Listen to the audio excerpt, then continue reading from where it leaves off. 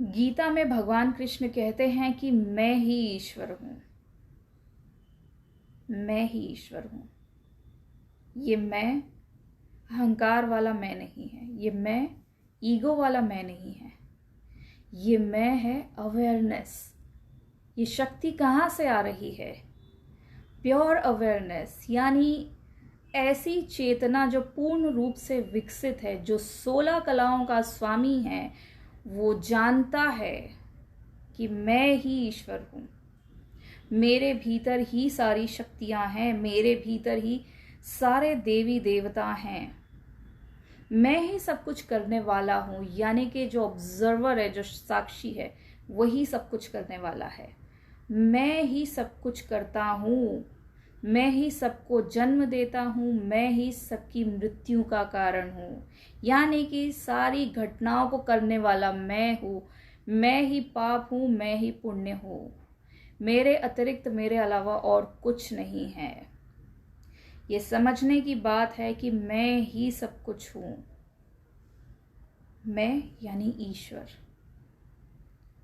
जब आप इस दुनिया में आते हैं, जब आपने जन्म लिया था, आप छोटे से बच्चे थे, you were a small baby. वो बेबी आता है तो क्या करता है? बच्चे का सबसे पहला भाव आपने देखा कि वो क्या होता है? वो सिर्फ चीज़ों को ऑब्जर्व कर रहा होता है। वो सारी चीज़ों को बस ऑब्जर्व करता है, क्या हो रहा है इस दुनिया में, वो देखता है, बड़े ध्यान से देखता है। क्योंकि हमारे जीवन में जो तकलीफें हैं उसका कारण सिर्फ एक है कि हमने देखना बंद कर दिया है, हमने ऑब्जर्व करना बंद कर दिया है।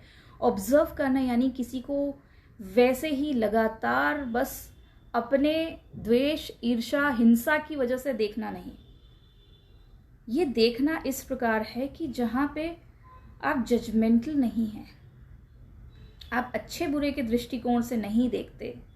देखने का ये अर्थ है कि आप कंप्लीटली न्यूट्रल होके देखते हैं कि चल क्या रहा है। जैसे आप कोई मूवी देखने आए हैं, ये मूवी किस प्रकार की है तो देखने के बाद ही पता चलेगा।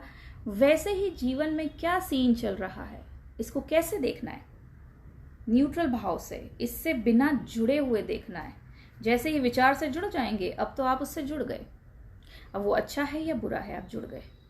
जुड़ के नहीं देखना, डिटैच होके देखना, अपने आप को अलग रख के देखना है कि आप ये विचार नहीं हैं, आप ये सिचुएशन नहीं है, आप वो दूसरा व्यक्ति नहीं है। किसी ने आपको गाली दी, आप वो गाली नहीं है। किसी ने आपको प्यार के फूल मारे, वो फूल भी आप नहीं है। Complete detachment, and then you will be able to see the level of your pure consciousness. Pure awareness में जब आप जाएंगे, तब आपको पता चलेगा कि मैं ही ईश्वर हूं।